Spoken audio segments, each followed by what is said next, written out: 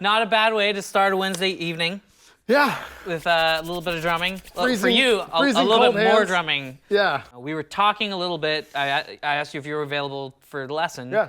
And you mentioned that you'd be teaching all day before you got here. Yeah. And, for a minute I had like some sympathy, but I was like, it's Dave. I know, don't mind. Yeah. It's all good. Doesn't mind it. But it got me thinking, if you're teaching all day, you probably see, I imagine, a couple things repeated in students. A lot. Sure. There's probably a couple habits or mistakes or maybe misconceptions a lot of students have. I know I've seen that. Sure. So I thought it would be great if people could hear what your thoughts on this are tonight, and we can.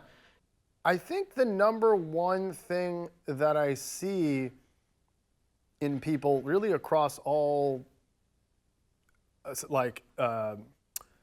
levels, really, is your technique can be a little janky. Like, that's fine. Like, it's much better to have that happen and be relaxed than have like maybe your perfect grip, whatever that even means, very efficient grip, but be like tight.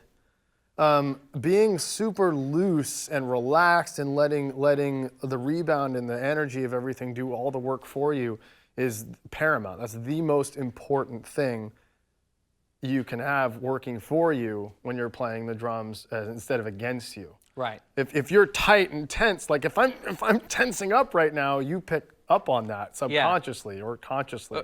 Very consciously. Yeah. I can visibly see it. Yeah. So like that comes across when you're playing a groove. Like you can't make anything feel good if you're tense. If you physically don't feel good. Yeah. It's not very comfortable to play like that. Yeah, exactly. But the crazy part is that so many people just are like, oh, well, okay, here we go. Like,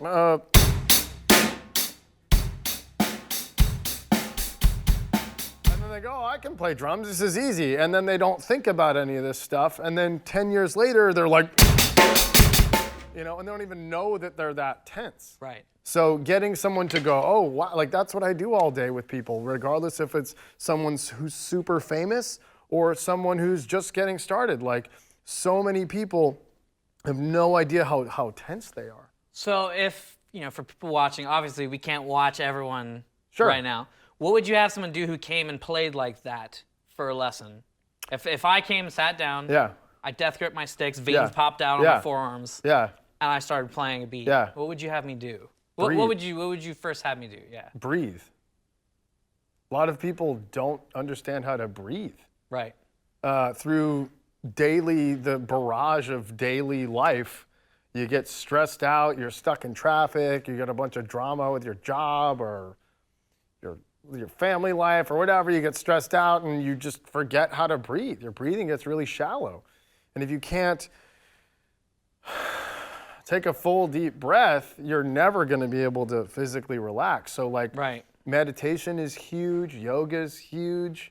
I mean, when I first started getting deep into meditation years ago, maybe 4 or 5 years ago, I was like, oh wow, I actually don't know how to breathe. I've completely forgotten how to breathe.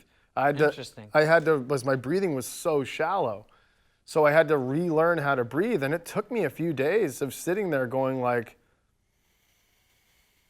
oh, okay, like I got a full breath. Like, this is good, this is great. This feels great. It took me a few days to do that, which is crazy. And then like once you're able to do that, like, I was in Nashville giving a bunch of lessons at Drum Paradise a little while ago. And I remember I was teaching someone and I was like, okay, give me like 5 deep breaths. And they were like, oh man, 5?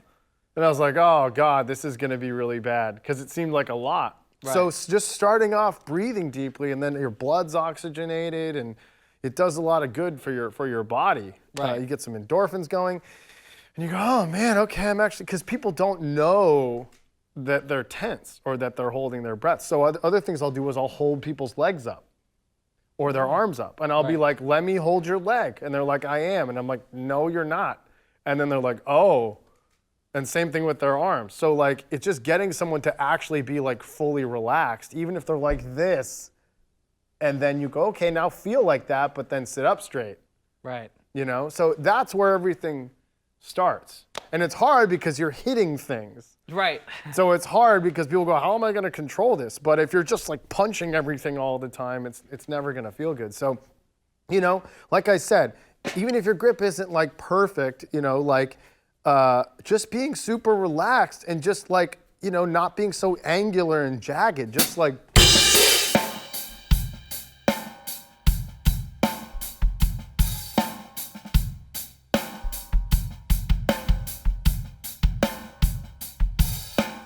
Like you see, I'm not going like. Like playing into everything, you know? Yeah. So something like a lot of the stuff that's very difficult on this instrument, or any instrument probably, is simple conceptually. Right. So like just going breathe and relax, dummy, you know, like it's like easy to understand, but then you're like, oh, this is actually kind of tough to, you know?